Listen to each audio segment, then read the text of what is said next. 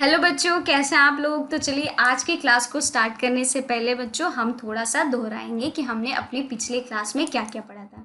ठीक है, तो चलिए आप भी मेरे साथ दोहराइए कि आखिरकार हमने अपनी पिछली क्लास में क्या क्या कवर किया था। तो सबसे पहले हमने बच्चों पढ़ा था पारिस्थितिक तंत्र के बारे में। क्या होते हैं पारिस्थितिक तंत्र वो हमने जाना था। और उसमें कुछ घटक होते हैं, दो प्रकार के घटक होते हैं। एक होते हैं बच्चों जैविक घटक और एक होते हैं अजैविक घटक। ठीक है, उनके बारे में भी हमने जाना था। और दूसरा क्या पढ़ा था बच्चों, जैव विविधता। क्या होती है जैव विविधता, कौन कौन से ऐसे प्राणी जात हैं, ठीक है, जो या फिर पेड़ पौधे जो कि जैव विविधता में हमें देखने को मिलते हैं, हमने इनके बारे में भी कल पढ़ा था। और क्या पढ़ा था बच्चों, कुछ ऐसे प्रजाति हैं जो कि लुप्त होते जा रहे हैं।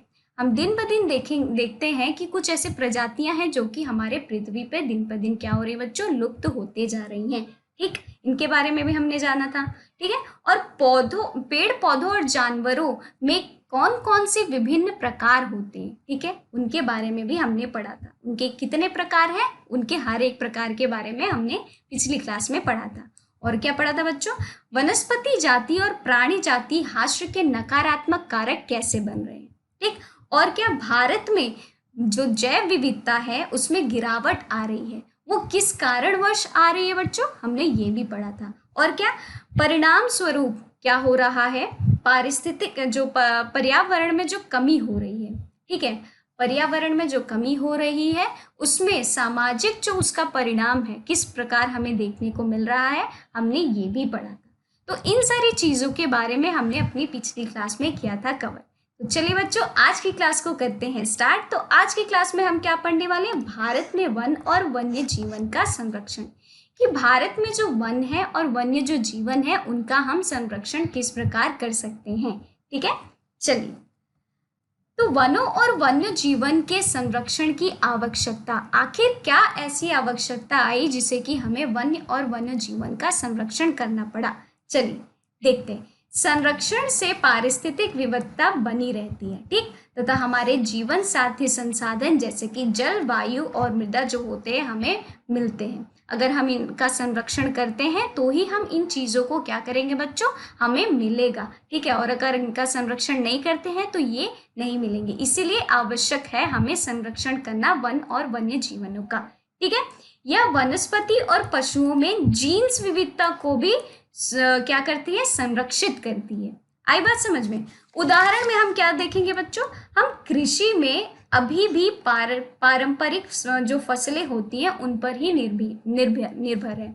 जैसे कि जो भी हम खाना आज खा रहे हैं, ठीक है, वो क्या होता है बच्चों, हमारे कृषि जन जो होते हैं उनसे ही हमें प्राप्त होता है। ठीक है, हमारे खेत से ही वो क्या होता है बच्चों, हमें जो भी मिल रही है। ठीक है, जैसे धान हुआ, गेहूं हुआ, ये सारी चीजें हमें उस खेतों से ही मिल रही हैं। ठीक है, कृषि जो है हमारे उन्हीं वो ही हमें प्राप्त करवा रहे हैं। ठीक, जलीय जैव विविधता मोटे और पर तौर पर मछली पालन बनाए रखने पर भी वो निर्भर होते हैं। आई बात समझ में।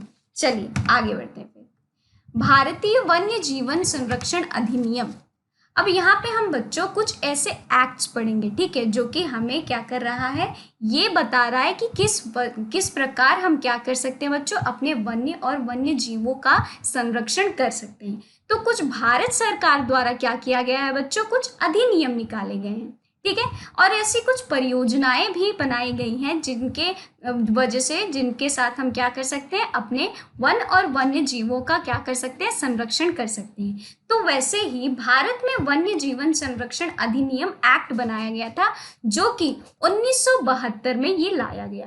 ठीक है, इसमें क्या है, इसे 1972 में लागू किया गया था। ठीक है, जिसमें वन्य जीवों के आवास संरक्षण के अनेक प्रावधान किए गए थे। ठीक है, सारे भारत में रक्षित जातियों की सूची भी प्रकाशित इसमें की गई थी। इतने बात समझ में। इस कार्यक्रम के तहत बची हुई संकटग्रस्त जातियां, ठीक है, जो बची हुई हैं, ठीक है, जो कि लुप्त हो गई हैं वो तो लुप्त ही हो गई हैं, लेकिन जो बची हुई हैं जिनका लुप्त होने का क्या हो सकता है बच्चों, चांसेस है, तो उनको क्या किया, उन जातियों के बचाव पर, शिकार प्रतिबंधन पर और वन्य जीव आवासों का क्या कानूनी संरक्षण तथा जंगली जीवों के व्यापार पर रोक लगाने के लिए ये सारी चीजें इसमें हमें देखने को मिलेगी कि भारत सरकार ने ये सारे जो नियम है, ठीक है, उनको लागू किए हैं इस संरक्षण जो अधिनियम है उसमें। आई बात समझ में। तत्पश्चात बच्चों क्या किया है, केंद्र सरकार ने और राज्य सरकार ने कुछ राष्ट्रीय उद्यान और वन्य जीव पशु विहार, ठीक है, विहार के लिए स्थापित किए हैं। ठीक है, किसने किए हैं बच्चों, केंद्रीय सरकार ने और केंद्रीय सरकार और राज्य सरकार।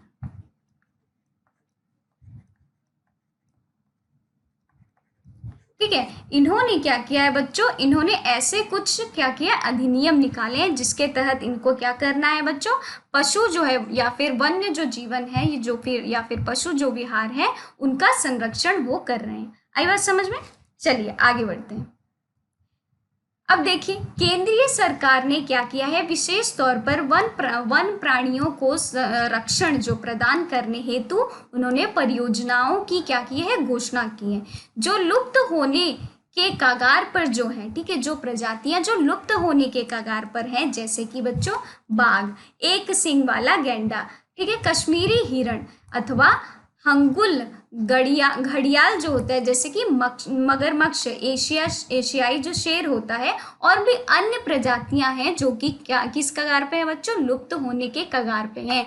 तो इनको संरक्षण प्रदान करने के लिए, ठीक है, इनके लिए भारत सरकार ने क्या बनाई है बच्चों, वो परियोजनाएं उन्होंने बनाई है। आई बात समझ में। हाल ही में क्या देखा गया कि भारतीय हाथी, काला हिरण, भारतीय घोड़ावन, ठीक है, और हिम तेंदुआ के शिकार और व्यापार पर संपूर्ण अथवा आंशिक प्रतिबंध लगाकर कानूनी संरक्षण क्या किया है, रक्षण उन्हें प्रदान किया गया है। ठीक है, चलिए बच्चों अब देखिए संरक्षण के लिए कुछ अन्य जो कानूनी जो अधिनियम है, ठीक है, या फिर प्रावधान है, वो यहाँ पे हमें देखने को मिलेंगे। कौन कौन से ऐसे कानूनी अभी जो हमें प्रदान किए गए हैं, आइए देखते हैं।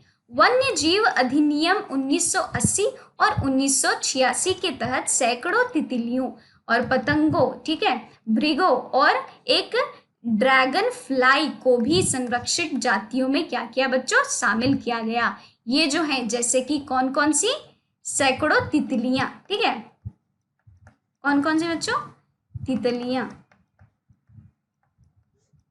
ठीक, और कौन, पतंगों, भृगु और ड्रैगन फ्लाई।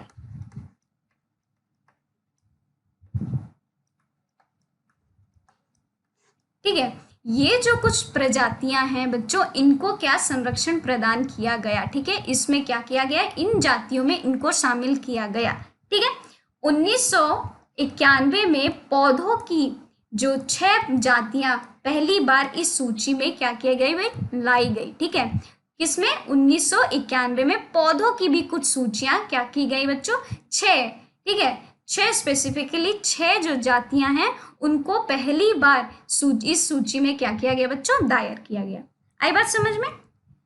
देखिए अब बाघ परियोजना, क्या है ये बाघ परियोजना, आइए जानते हैं। 1973 में अधिकारियों ने पाया कि बाघों की अनुमानित संख्या 55,000 से घटकर मात्र 1,827 रह गई हैं। मतलब सोचिए 55,000 से क्या हो गई बच्चों, बाघ की जो घटकर मात्रा कितनी आ गई बच्चों, 1,827 आ गई है। तो सोचिए कितनी गिरावट आ गई है।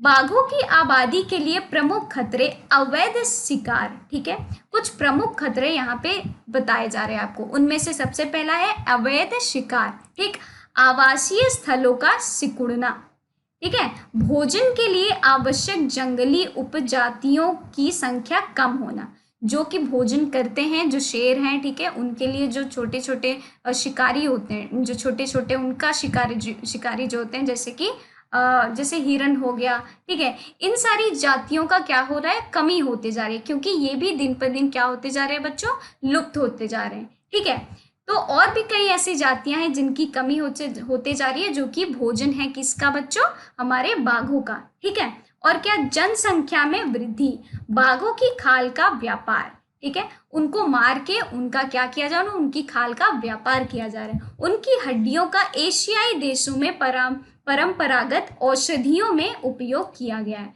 ठीक है, उनकी जो हड्डियां हैं उनको क्या किया जा रहा है, औषधि बनाने में उनका उपयोग किया जा रहा है। तो ये कुछ ऐसी चीजें हैं, ठीक है, जो कि प्रमुख कारण है किसका बच्चों, जो बाघ का जो दिन पर दिन जो खतरा हो रहा है, ठीक है, उनके लिए प्रमुख जो खतरे हो रहे हैं वो ये सारी चीजें उनका कारण है। ठीक है, बात समझ में आई।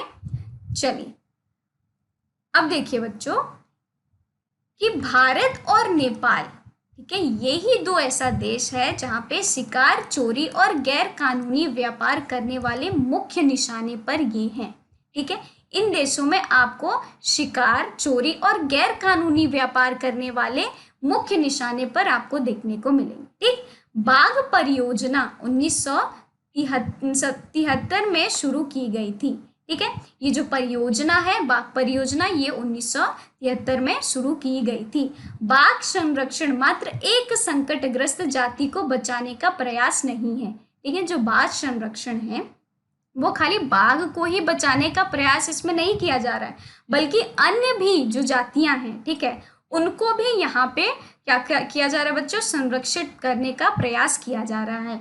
उद्देश्य बहुत ही बड़े आकार का जैव जाति को बचाना है, इसका ये उद्देश्य है। ठीक है, भारत के बाघ संरक्षण, कॉर्बेट राष्ट्रीय उद्यान, ठीक है, सुंदरवन राष्ट्रीय उद्यान, ये क्या है बच्चों, कुछ उद्यान है, ठीक है, बाघ संरक्षण के, और बांधवगढ़ राष्ट्रीय उद्यान जो कि मध्य प्रदेश में, कॉर्बेट कहाँ है बच्चों, उत्तराखंड में, सुंदरवन कहाँ है, पश्चिम बंगाल में, और बांधवगढ़ जो राष्ट्रीय उद्यान है वो है मध्य प्रदेश में। ठीक है, सरिस्का वन्यजीव पशु विहार ये है राजस्थान में। ठीक है, मानस बाघ रिजर्व ये है असम में, पेरियार बाघ रिजर्व ये है बच्चों केरला में। ठीक है, तो ये कुछ क्या है, बाघ संरक्षण के कुछ जगह हैं, ठीक है, जहाँ पे बाघ जो संरक्षण है वो हमें देखने को मिलेंगे, और इन सारी जगहों पे आपको बाघ जो है वो देखने को मिलेंगे। ठीक है, चलिए आगे बढ़ते हैं।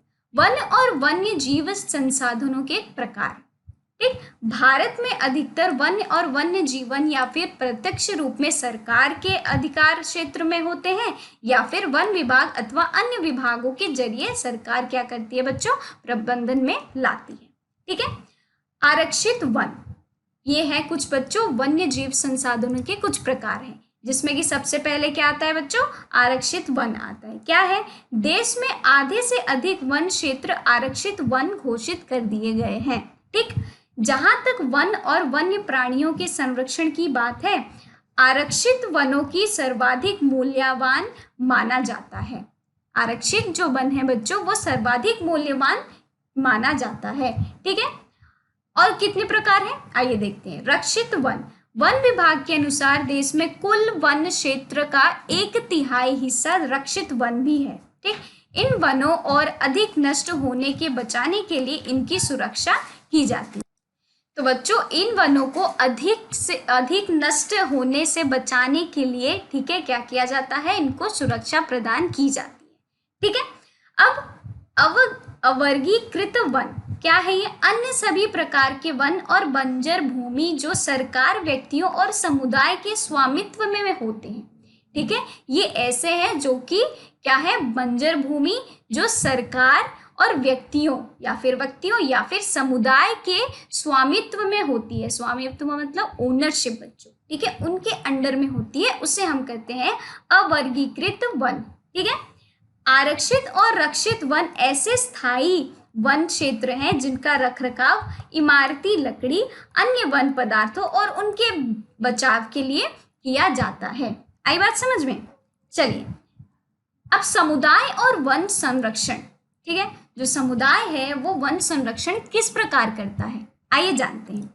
हम हमारे देश में कुछ मानव प्रजातियों के जो वन होते हैं बच्चों, वो क्या है, हमारे देश में मानव प्रजातियों के क्या है, वो आवास है। ठीक है, वन में ही वो रहते हैं। ठीक है, आई बात समझ बच्चों। भारत में कुछ ऐसे भी क्षेत्र हैं जहाँ पे क्या है बच्चों, जो ये स्थानीय जो समुदाय हैं, ठीक है, वो क्या कर रहे हैं, सरकार के साथ मिलके, ठीक है, वन संरक्षण करवा रहे हैं। ठीक है, उन्हें कि वो कह रहे हैं एकजुट मिलकर वो क्या कर रहे हैं, वन संरक्षण में वो क्या कर रहे हैं बच्चों, वो साथ दे रहे हैं सरकार का। ठीक है, इसी से ही दीर्घ काल में क्या होगी, उनकी आवश्यकता जो है वो बच्चों पूर्ण होगी। ठीक है, इस वजह से भी, और बच्चों वो क्योंकि उनका स्थान है, ठीक, जो वहाँ पे जो स्थायी समुदाय रहते हैं उनका क्या है, वन्य जो एक स्थान है, उनका आवास है जहाँ पे वो रहते हैं, तो वो क्या करे, सरकार के साथ मिलके उसका संरक्षण करवा रहे हैं। ठीक है, अब देखिए जो सरिस्का बाघ रिजर्व जो कि राजस्थान में है, ठीक है, गांव के लोग वहां पे क्या करें, वन्य जीव संरक्षण अधिनियम के तहत वहां के खनन कार्य जो है उनको बंद करवाने की क्या कर रहे बच्चों, संघर्ष कर रहे हैं कि जो खनन कार्य हो रहे हैं इस एरिया में, इस क्षेत्र में, आप उसको बंद करिए, क्योंकि हमें अपनी वन्य जीवन की क्या करनी है बच्चों, वन्य जीवों की रक्षणा कर, उसको उनको रक्षण करना है। ठीक है, राजस्थान का अलवर जिला, ठीक है, 5 गांव के लोगों ने, ठीक है, 1200 हेक्टेयर वन भूमि भैरव देव डाकव सुनचोरी घोषित उन्हें कर दिया गया है। सोचिए बच्चों कि वो जो 5 गांव के जो लोग हैं 1200 हेक्टेयर वन को उन्होंने क्या घोषित कर दिया गया बच्चों, उन्होंने उसको सेंचुरी जो है वो घोषित कर दिया है। ठीक, गांवों द्वारा बनाए गए नियम और कानून, कुछ लोग तो ऐसे हैं,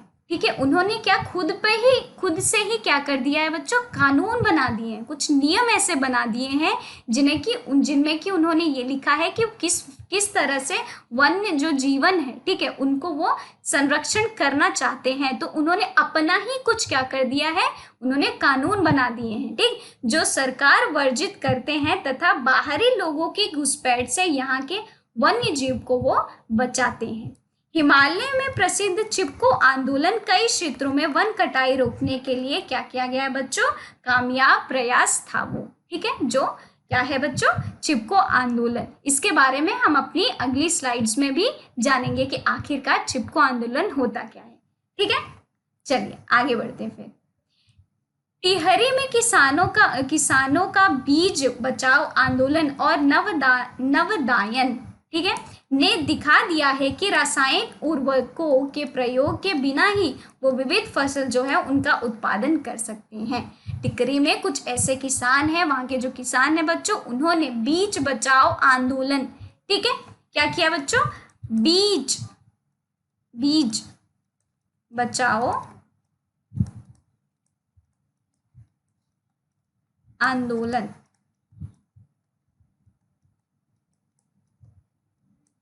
इन्होंने ये आंदोलन निकाला, ठीक है, वहां के किसानों ने, और क्या किया बच्चों, वो उन्होंने ये दिखला दिया कि हम जो बिना रासायनिक उर्वरकों के हम क्या कर सकते हैं, हम जो अपने फसलें हैं वो उगा सकते हैं अच्छे तरीके से। ठीक है, और जो कि आर्थिक रूप से व्यवहार कृषि उत्पादन वो कर सकते हैं, उन्होंने ये चीज बतला दी। ठीक, भारत में संयुक्त वन प्रबंधन कार्यक्रम शुरुआत कब हुई थी उसकी, 1988 में। ठीक, शरित वनों के प्रबंध और पुनर्निर्माण के स्थानीय समुदाय की भूमिका को शामिल करने के लिए उन्होंने किया था, ये जो प्रबंधन है इसलिए किया था। आई बात समझ में? चलिए अब चिपको आंदोलन जो कि हमने अभी अभी पढ़ा, क्या होता है वो बच्चों, क्या हुआ था, हिमालय में प्रसिद्ध था ये चिपको आंदोलन। ठीक है, कई क्षेत्र में क्या हो रहा था बच्चों, वन की बहुत ही तेजी से कटाई हो रही थी। ठीक है, तो उस कटाई को रोकने के लिए, ठीक है, उन्होंने क्या किया, वहां के लोगों ने, कुछ समुदाय के लोगों ने क्या किया, चिपको आंदोलन जो था वो उन्होंने वहां पे स्टार्ट की। उसका परिणाम स्वरूप सामुदायिक वनीकरण भी हुआ है। ठीक, इसकी शुरुआत 1973 में उत्तराखंड में हुई थी। आई बात समझ में? तो ये क्या है बेसिकली, ये है जबकि वन को ऐसे ही काटा जा रहा था। ठीक है, वो जब देख रहे थे तो वहाँ की जो समुदाय थी, ठीक है, जो वहाँ पे रहती थी, उन्होंने अपने को बचाने के लिए और वहाँ के वन्य जीवनों को बचाने के लिए उन्होंने क्या किया था बच्चों, चिपको आंदोलन उसकी शुरुआत की थी, जहाँ पे वो पेड़ों के साथ लिपट जाते थे और अगर कोई भी ऐसे काटने के लिए आते थे तो वो उनको रोकते थे पेड़ों के साथ क्या करके, लिपट करके। ठीक है, आई बात समझ में, क्या है चिपको आंदोलन। चलिए फिर आगे बढ़ते हैं। पवित्र पेड़ों के झुरमट, विविध दुर्लभ जातियों का संपत्ति। हम क्या होता है बच्चों, पेड़ों को ये मानते हैं कि वो उसकी हम पूजा करते हैं। आज भी हम, पहले भी अगर हम अपनी इतिहास में देखें तो हमारे इतिहास में भी पेड़ों की पूजा की जाती थी। और आज भी हम देखेंगे तो कुछ ऐसे गिने चुने पेड़ हैं जिनकी हम आज भी पूजा करते हैं, पूजा अर्चना करते हैं। ठीक है, तो आइए देखते हैं कि कौन कौन से ऐसे पेड़ हैं जिनकी कि हम पूजा अर्चना करते हैं। प्रकृति की पूजा एक राज्य जातीय विश्वास जिसका कि आधार प्रकृति के हर रूप की रक्षा करना है। ठीक है, हम प्रकृति को माता मानते हैं, इसीलिए हम प्रकृति माता कहते हैं उन्हें, है ना। पवित्र पेड़ों के झुरमुट वनों को मूल एवं कौमार्य रूप से बचाकर रखना है। ठीक है, छोटा नागपुर क्षेत्र में मुंडा और संथाल जनजातियां वहां की जो है महुआ और कदम्ब के जो पेड़ होते हैं उनकी पूजा करती हैं। वो पूजनीय मानती हैं उस पेड़ को, इसको महुआ को और कदम्ब के जो पेड़ हैं। उड़ीसा में आप देखेंगे और बिहार में जो वहाँ की कुछ जनजातियां हैं वो शादी के दौरान इमली और आम के पेड़ों की पूजा करती हैं। इमली और जो आम के पेड़ हैं वो जब उनकी शादी होती रहती है तो उस दौरान वो पूजा करते हैं उनकी। ठीक है, बहुत से व्यक्ति पीपल और वट वृक्ष को भी पवित्र मानते हैं। आज भी आपने देखा होगा हमारी जो मम्मियाँ होती हैं वो क्या करती हैं, पीपल की पेड़ की पूजा करती ही करती हैं। ऐसे ऐसे भी मतलब कुछ क्या है बच्चों, त्योहार भी हैं, ठीक है, जिनमें कि पेड़ों की हम पूजा करते हैं, मतलब उन्हें पूजनीय मानते हैं। आई बात समझ में। अब यहाँ पे बच्चों आप सबके लिए एक प्रश्न है। भारत में समुदायों ने कुछ प्रकार वनों और वन्य जीवों का संरक्षण और संरक्षित किया है। कौन कौन से जो समुदाय हैं, ठीक है, उन्होंने किस प्रकार से वनों और वन्य जीवों का संरक्षण किया है, तो हमने बच्चों अपनी पिछली स्लाइड्स में ही पढ़ा। ठीक है, पहला तो चलिए मान लीजिए जो चिपको मूवमेंट, ठीक है, उनमें क्या किया बच्चों, वो जो प्रजातियां थी वहां की हिमालय में, ये कहाँ हुआ था बच्चों, हिमालय में, और सबसे पहले उत्तराखंड में ये सबसे पहले हुआ था, है ना। और ये वहां की जो प्रजातियां थी वो पेड़ों के साथ क्या होती थी बच्चों, लिपट जाती थी, जिससे कि वो बचाती थी, वो संरक्षण करती थी। आई बात समझ में। तो बच्चों हम भी ऐसा कुछ करके क्या कर सकते हैं, हम अपने वन और वन्य जीवों का क्या कर सकते हैं, संरक्षण कर सकते हैं। और किस प्रकार कर सकते हैं, जो भी भारत सरकार द्वारा, ठीक है, क्या बनाए गए, अधिनियम बनाए गए, या फिर जो कोई भी परियोजना उनके द्वारा बनाई गई है, हमें उनका कठोरता से क्या करना चाहिए बच्चों, हमें उनका कठोरता से उनको अपनाना चाहिए और उनका पालन करना चाहिए। ठीक है, तो इससे भी क्या हो सकता है बच्चों, हम अपने वन्य और वन्य जीवों का क्या कर सकते हैं, संरक्षण कर सकते हैं।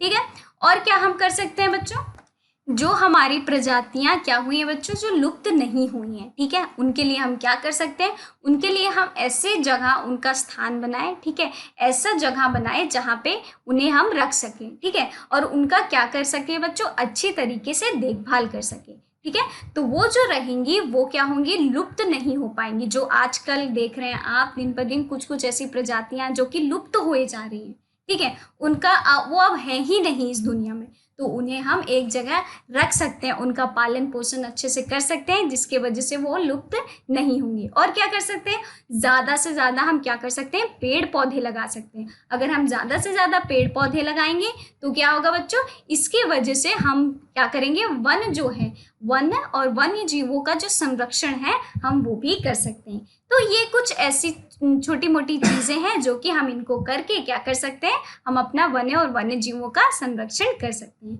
आई बात समझ में। चलिए, तो आपको मैंने ये कुछ कुछ ऐसे पॉइंट्स बता दिए हैं, आपको क्या करना है, इन पॉइंट्स को जोड़ के आपको एक फुल फ्लेज आंसर लिखना है। ठीक है, चलिए अब यहाँ पे बच्चों आप सबके लिए दूसरा क्वेश्चन है। तो बच्चों इस प्रश्न में आपको पूछ रहा है कि जो जैव विविधता है वो मानव जीवन के लिए क्यों महत्वपूर्ण है। तो मैं आपको कुछ कुछ पॉइंट्स बताऊंगी जो कि आप, जिससे कि आपको पता चलेगा कि जो जैव विविधता है वो मानव जीवन के लिए आखिरकार क्यों महत्वपूर्ण है। ठीक है, आइए चलिए स्टार्ट करते हैं। तो पहला पॉइंट है बच्चों की जल संसाधन का संरक्षण। ठीक है, जल संसाधन का संरक्षण। ठीक है, इतनी बात समझ में कि जल संसाधन का संरक्षण, क्योंकि जल जो हमारे लिए क्या है बच्चों, बहुत ही महत्वपूर्ण है। ठीक है, तो जो जैव विविधता है वो मानव जीवन के लिए इस वजह से भी महत्वपूर्ण है क्योंकि वो जल संसाधन का भी संरक्षण करता है।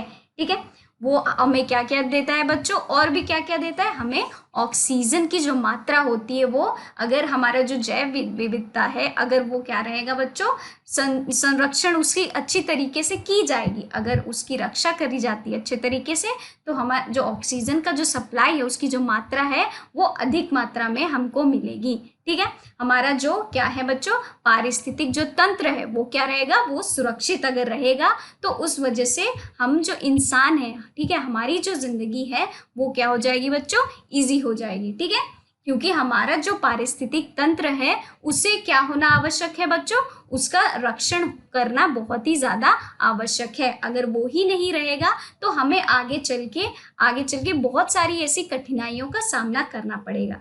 ठीक है, अब दूसरा पॉइंट क्या है, चलिए देखते हैं। मिट्टी, आप मेरे साथ लिखिए। ठीक है, मिट्टी का गठन और संरक्षण।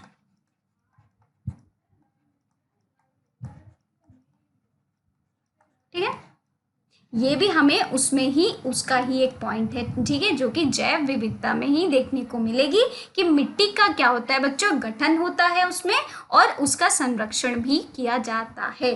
तो अगर जब मिट्टी, अगर जैव विविधता हमारी क्या रहेगी बच्चों, हम उसका संरक्षण कर सकेंगे तो ही क्या होगा, हमें मिट्टी मिलेगी। ठीक है, और अगर मिट्टी नहीं मिलेगी तो क्या होगा बच्चों, हमारी जो धरती है उस पे जो पेड़ पौधे हैं वो क्या होंगे बच्चों, वो टिक ही नहीं पाएंगे।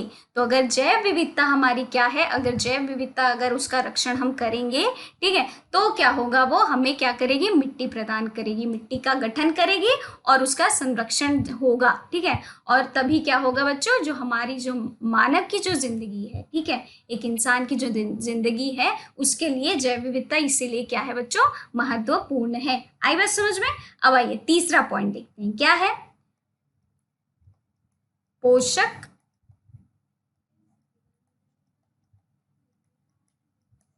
तत्वों का भंडार। ठीक है, जो ये जैव विविधता है बच्चों, ये पोषक तत्वों का भंडार है। ठीक है, आपको यहाँ पे पोषक तत्वों का भंडार देखने को मिलेगा।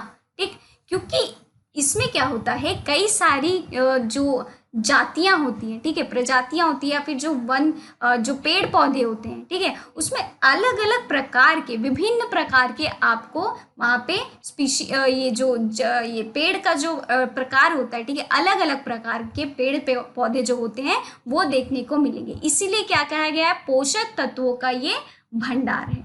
आई बात समझ में। चलिए अब और एक पॉइंट लिख लेते हैं, जलवायु में योगदान करता है। ठीक, जलवायु में भी बच्चों हमें इसका योगदान जो है वो देखने को मिलता है। तो ये हो गए कुछ ऐसे पॉइंट्स जिसको जोड़कर, जिसको आपको समझना है, ठीक है, और इसको जोड़कर आपको एक अच्छा सा जो उत्तर है आपका वो तैयार करना है। ठीक है, आई बात समझ में। चलिए आगे बढ़ते हैं। फिर अब हम बच्चों दोहराएंगे।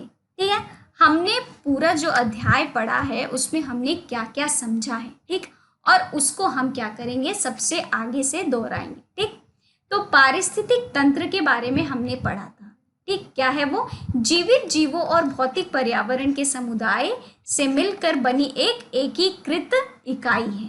ठीक, कौन है बच्चों, पारिस्थितिक तंत्र।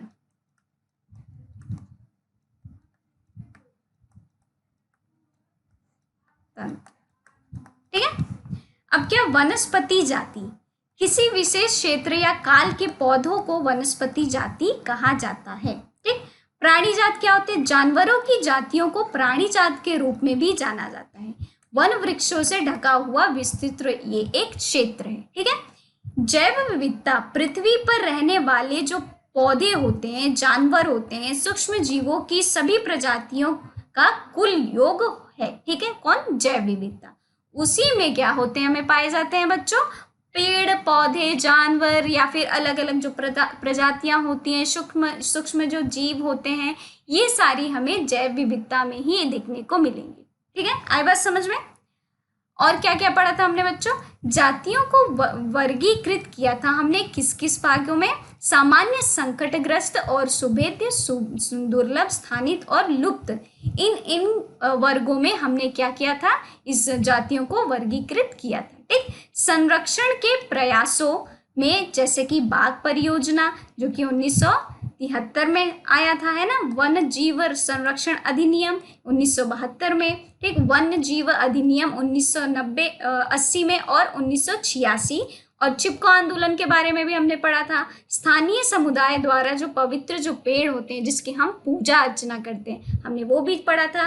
और बीज बचाओ आंदोलन, ठीक है, जो कि किसानों द्वारा ये किया गया था। ठीक है, आई बात समझ में। इन सारी चीज़ों के बारे में हमने इस क्लास में अपने पढ़ा। ठीक है, तो चलिए बच्चों, आज की क्लास को करते हैं यहीं समाप्त। मिलते हैं हम अपनी नेक्स्ट क्लास में, अगली क्लास में, अगले एक नए अध्याय के साथ।